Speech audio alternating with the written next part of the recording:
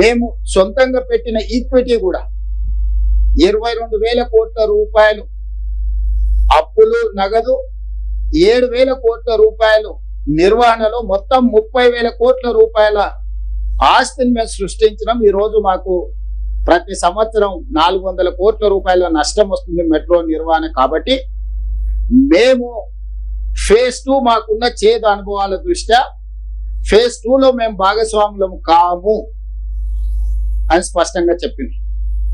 ఇదే అంశాన్ని కేంద్ర ప్రభుత్వానికి చెప్తే కేంద్ర ప్రభుత్వం ఇంకొక మెలిక పెట్టింది.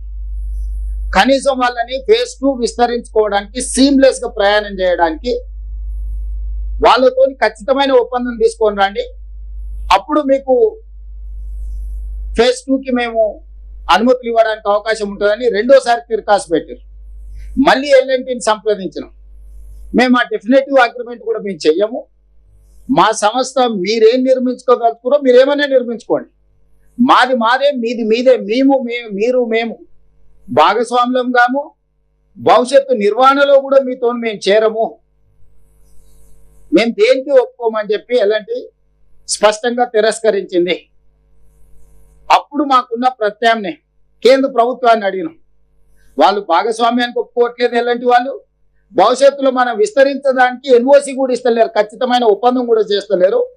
కానీ మాకు ప్రజల నుంచి ఉన్న ఒత్తిడి, మా అవసరాలు, మా నగరం విశ్వనగరం కావాలంటే, మేము పెట్టుబడులను ఆకర్షించాలంటే ఇంకొక 122 కిలోమీటర్లు మెట్రో విస్తరణ చెయ్యాల్సిందే. మరి ఏమి చేయాల?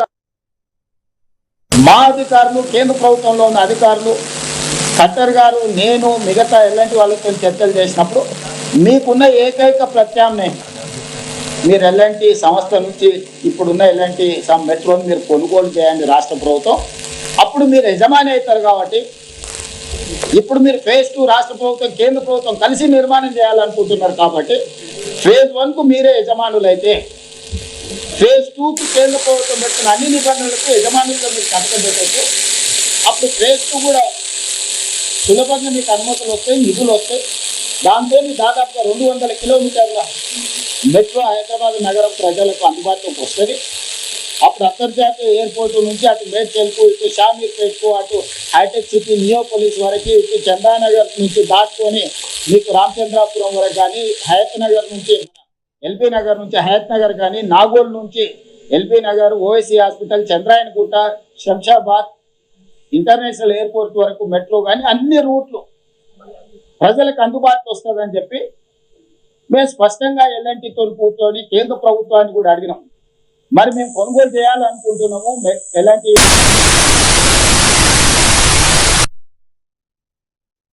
అందులో భాగస్వామ్యం చేయండి అని అంటే కేంద్ర ప్రభుత్వానికి మేము లేఖ రాసినాం, మీరు ఎవరి పేరు ఇస్తారో ఇవ్వండి అని.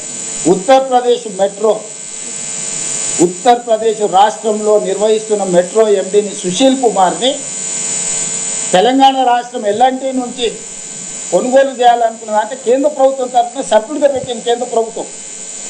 All these are official documents. 30,000 కోట్ల రూపాయల ఎల్ఎన్టీ ఆస్తిని 15,000 కోట్ల రూపాయలకి రాష్ట్ర ప్రభుత్వం కొనుగోలు చేసి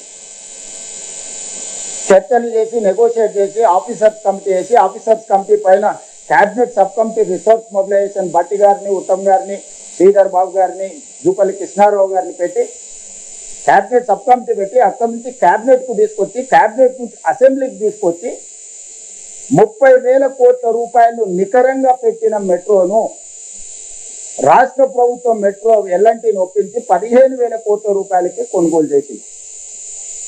ఈ రోజు మేము విస్తరించాలనుకుంటున్న మెట్రో హైదరాబాద్లో పర్ కిలోమీటర్ మీ రోజు కొత్తగా కట్టాలనుకుంటే కూడా 350 కోట్ల రూపాయలు అవుతుంది. అట్లా లెక్కేసుకున్న 70 కిలోమీటర్ల మెట్రో ఈ రోజు ఉన్న పరంగా కూడా 25,000 కోట్ల రూపాయలు ఆస్తి. అన్ని రకాలుగా చెప్పి ఎల్ఎన్టీని ఒకటే పాయింట్ దగ్గర మేము ఒప్పిస్తున్నాం. మీరు అనొచ్చు, మరి ఎల్ఎన్టీ ఇంత పెద్ద సంస్థ మీకు తక్కువ అనిపించింది, మీ దగ్గర ఏం మంత్రిదండం ఉన్న వాళ్ళని ఒప్పించాడు అంటే ప్రతి సంవత్సరం వాళ్ళకు నికరంగా 400 కోట్ల రూపాయలు నష్టం వస్తుంది. నేను చెప్పిన 20 సంవత్సరాలు ఇట్లనే మీ దగ్గర ఉంటే సంవత్సరానికి 400-500 కోట్ల రూపాయలు ఇట్లనే మీ నష్టం భరిస్తే మీ కంపెనీ మళ్ళీ ఒక 10,000 కోట్లు 20,000 కోట్లు మీరు నిండా ముందుతారు. ఈ రోజు మీ నష్టాల నుంచైనా మీరు బయటపడతారు. విస్తరించుకోవడం ద్వారా మాకు లాభసాటిగా ఉంటుంది. మేము ప్రజల కోసం నిర్వహించాల్సిన అవసరం మాకు ఉన్నది, ఎలాంటికి లేకపోవచ్చు. మీకు రుణ విముక్తులు అవుతారు.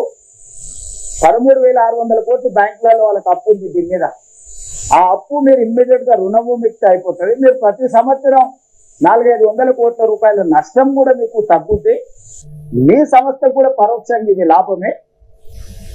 ఇంకో రకంగా మాకు లాభం. కొన్నిసార్లు మనం నిర్వహణ భారమైనప్పుడు వదిలించుకోవడానికి చూస్తాం డెట్ రీస్ట్రక్చర్. ఈ 13,600 కోట్ల రూపాయలు వాళ్ళు 8.25% ద్వారా బ్యాంకులలో అప్పులు తెచ్చుకున్నారు. ఎలాంటి వాళ్ళు మొత్తం 15,000 కోట్లలో 1,400 కోట్ల రూపాయలు ఇచ్చి 13,600 కోట్ల రూపాయలు బ్యాంకులలో రుణాలు. ఈ ప్రతి ట్రాన్సాక్షన్ లో ప్రతి స్టేజ్ లో ఖట్టర్ గారికి, పట్టణాభివృద్ధి శాఖ మంత్రికి, రైల్వే శాఖ మినిస్టర్ కి, ఫైనాన్స్ మినిస్టర్ కి నేను పర్సనల్ గా వెళ్ళి బ్రీఫ్ చేయడమే కాకుండా ఎవ్రీ ట్రాన్సాక్షన్స్ లో గవర్నమెంట్ ఆఫ్ ఇండియా అధికారులు ఇందులో భాగస్వామి.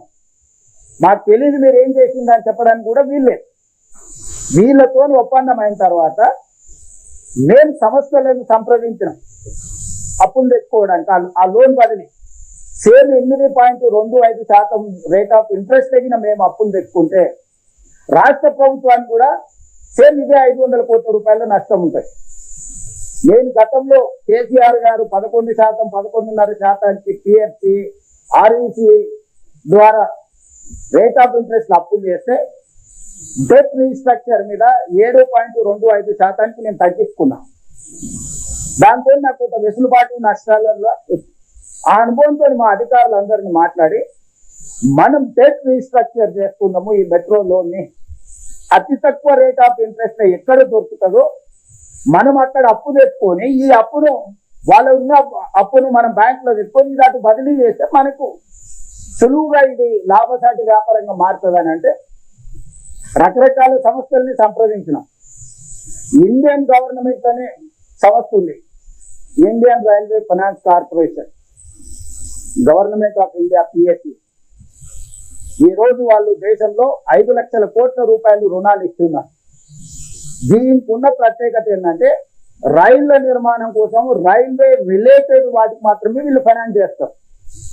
పిఎస్సి పవర్ ఫైనాన్స్ కార్పొరేషన్ 1,52,000 కోట్ల రూపాయలు కేసీఆర్ కి కాగితం పెడితే అట్లా లోన్ ఇచ్చారు. REC rural electrification corporation KCR గారి కాగితం పెడితే 1,61,000 కోట్ల రూపాయలు అప్పు ఇచ్చారు. ఈ రెండు కూడా కేంద్ర ప్రభుత్వ సంస్థలు, పిఎఫ్సి అండ్ ఆర్ఈసి. ఐఆర్ఎఫ్సి ఇంకొకటి సేమ్ ఇలాంటిదే. అదే చంద్రశేఖర్ రావుకు పిఎఫ్సి, ఆర్ఈసి కలిసి 10 సంవత్సరాలలో 3,15,000 కోట్ల రూపాయలు అప్పు ఇచ్చింది. ఏ గ్యారంటీ లేకుండా, రిజర్వ్ బ్యాంక్ గ్యారంటీ కూడా లేదు దానికి. జస్ట్ చంద్రశేఖరరావు దరఖాస్తు పెట్టిండు, కిషన్ రెడ్డి గారు, మోడీ గారు లోన్లు ఇచ్చేసి దాంతో కాళేశ్వరం కట్టి కూలేశ్వరం అయింది.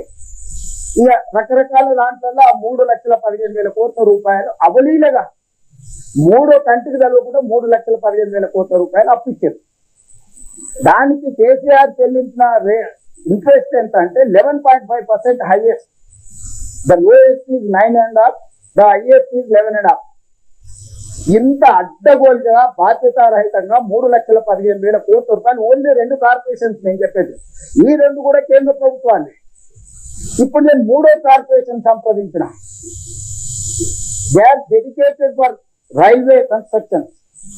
సో మెట్రో కూడా రైల్వే కిందకి వస్తారు కాబట్టి దీని మీద మాకు లోన్ కావాలా, మేము టేక్ ఓవర్ చేస్తున్నాము. ఈ ప్రకారంగా మేము కొనుగోలు చేస్తున్నాం. మొత్తం మా ట్రాన్సాక్షన్ వాళ్ళు కన్సల్టెంట్ పెట్టుకున్నారు, మేము కన్సల్టెంట్ పెట్టుకున్నాం. అధికారులు ఉన్నారు దాంట్లో, గవర్నమెంట్ ఆఫ్ ఇండియా ఫైనాన్స్ అధికారులు ఉన్నారు, ఐఆర్ఎఫ్సి అధికారులు, మొత్తం ఇంతోటో కేంద్ర ప్రభుత్వం, ఇంతోటో రాష్ట్ర ప్రభుత్వం కూర్చొని చర్చించుకొని 13,600 కోట్ల రూపాయలు ఏదైతే ఎల్ఎన్టీ అప్పు వివిధ బ్యాంకులలో 8.25% అప్పుతో ఉందో ఆ అప్పును రాష్ట్ర ప్రభుత్వము హైదరాబాద్ మెట్రో రైల్ లిమిటెడ్ పేరు మీద, కంపెనీ పేరు మీద కొనుగోలు చేసేటట్టు, దానికి అప్పించేటట్టు ఐఆర్ఎఫ్సిని ఒప్పించేసి టోటల్ గా ఒప్పందాలు చేసుకొని మే 30 తారీఖు నాటికి లోన్ డిస్బర్స్మెంట్ చేయాలి. జూన్ 1 నుంచి కంప్లీట్ గా మెట్రో మేము టేక్ ఓవర్ చేయాలి ఎల్ఎన్టీ నుంచి. మా సిఎస్ గారు అందరు పోయి అక్కడ చైర్మన్ తో అందరితో కూర్చొని ఒప్పందాలు చేసి మీరు అందరు కూడా పేపర్లలో చూసి టోటల్ గా ట్రాన్సాక్షన్ అంతా కంప్లీట్ అయిపోయింది. 1400 కోట్లు మేము మార్జిన్ మనీ కట్టాలి ఈక్విటీకి, దీనికి 13,600 కోట్ల రూపాయలు వాళ్ళు ఇచ్చారు. వాళ్ళు పేపర్ ప్రాసెస్ కి 84 కోట్ల రూపాయలు ఫీజు అడిగింది. 84 కోట్ల రూపాయలు ఫీజు చెల్లించినాము, 1400 కోట్ల రూపాయలు మేము కట్టాల్సింది కట్టేసినాము. కరెక్ట్ ఈ టైంలో కిషన్ రెడ్డి వెళ్ళి 20 తారీఖు నాడు అసలు కట్టి ఇక్కడ మొదలైంది. ట్రాన్సాక్షన్ అంతా ఎవరికి ఇది లేకుండా 29 నాడు మా వాళ్ళు అన్ని పెట్టేసి అయిపోయింది. మా వాళ్ళు సెలబ్రేషన్ చేసుకుంటారు. మా అధికారులందరూ చాలా ప్రెజర్ లో ఉండే అయిపోయింది. ఇక్కడ మీడియా మిత్రుల మీరు ఆలోచన ఏ రేట్ ఆఫ్ ఇంట్రెస్ట్ తెచ్చినా అనుకుంటుంది 13,600 కోట్లు 4% తీసుకొచ్చింది. చంద్రశేఖరరావు, నరేంద్ర మోడీలు వీళ్ళందరూ 8, 9, 10, 11% వెళ్తే నేను ఐఆర్ఎఫ్సి మిడిల్ మ్యాన్ జపాన్ నుంచి నిధులు జపాన్ లో అతి తక్కువ రేట్ ఆఫ్ ఇంట్రెస్ట్ ఇచ్చేటోళ్లకు ఈ ఐఆర్ఎఫ్సి కార్పొరేషన్ మధ్యవర్తిగా పెట్టి జపాన్ నుంచి ఐఆర్ఎఫ్సి కార్పొరేషన్ లోన్ తెచ్చుకునేటట్టు వాళ్ళ కమిషన్ యాడ్ చేసుకొని వాళ్ళు నాకు లోన్ ఇచ్చేటట్టు అన్ని 20 సంవత్సరాల సమయానికి 4% రేట్ ఆఫ్ ఇంట్రెస్ట్ నేను 13,600 కోట్ల రూపాయలు అప్పు తెచ్చుకొని ట్రాన్సాక్షన్ అంతా క్లోజ్ చేసిన. ఇవాళ 4% తో నేను అప్పు తెచ్చుకుంటే నాకు సేమ్ 1,100 కోట్లు ప్రతి సంవత్సరం ఆదాయం వస్తే 450-500 కోట్లు నాకు మెయింటెనెన్స్ పోయినా నాకు అప్పు కట్టంగా ఇంకో 100 నుంచి 150 కోట్లు నాకు ప్రాఫిట్ ఉంది. మెట్రో డే 1 నాడే జూన్ 1 నాడు నేను హ్యాండ్ ఓవర్ చేసుకుంటే వాళ్ళు అప్పు చెల్లించి సంవత్సరం జరిగే లోపల ఇదే metro as it is where it is condition లో నాకు 150 కోట్ల రూపాయల లాభం ఉంది. నా భవిష్యత్ విస్తరణ కూడా నిర్మించుకోవడం ఈజీ అవుతుంది. ఇది ప్రాఫిట్ మేకింగ్ బిజినెస్. సంవత్సరానికి 400-500 కోట్ల లాస్ మేకింగ్ బిజినెస్ నుంచి బ్యాంకులలో అప్పుల రేట్ ఆఫ్ ఇంట్రెస్ట్ తగ్గించుకుంటే ప్రాఫిట్ మేకింగ్ బిజినెస్ గా మారింది. కిషన్ రెడ్డి గారు మే 20 తారీఖు నాడు కట్టర్ని 21 నాడు అశ్విని వైష్ణవ్ కలిసి ఇంత సులువుగా మీరు రేవంత్ రెడ్డి వస్తే పనులు చేస్తే తెలంగాణ రాష్ట్రంలో బీజేపీ ఉండాలన్నా మూసేయాలన్నా ఈ తెరకాటు పెట్టుకుంటే ఇప్పుడు లోన్ డిస్బర్స్ చేయకుండా పీడముడు వేసుకొని కూర్చుంది కేంద్ర ప్రభుత్వం. అందుకు 2 రోజుల నుంచి కిషన్ రెడ్డి వెనకాల పడుతున్నాను. ఇది transaction between IRFC and state government of ఇండియాలో ఉండే స్టేట్ గవర్నమెంట్ ఆఫ్ తెలంగాణలో ఉండే హైదరాబాద్ మెట్రో రైల్ లిమిటెడ్ మధ్యలో ఇది కంప్లీట్ కార్పొరేట్ బిజినెస్ స్ట్రక్చర్. ప్రతి ఒప్పందం ఉంది. చివరి రోజు ఈ రోజు నిధులు రిలీజ్ కావాలి. ఈ రోజు నిధులు కిషన్ రెడ్డి విడుదల చేయిస్తాడా 13,600 కోట్ల రూపాయలు. నేను సూటిగా కిషన్ రెడ్డిని అడుగుతున్నా, అయ్యా ఈ మొత్తం వ్యవహారంలో కాంగ్రెస్ పార్టీకి కానీ లేకపోతే ఇంకొకరికి కానీ ఎవ్వరికి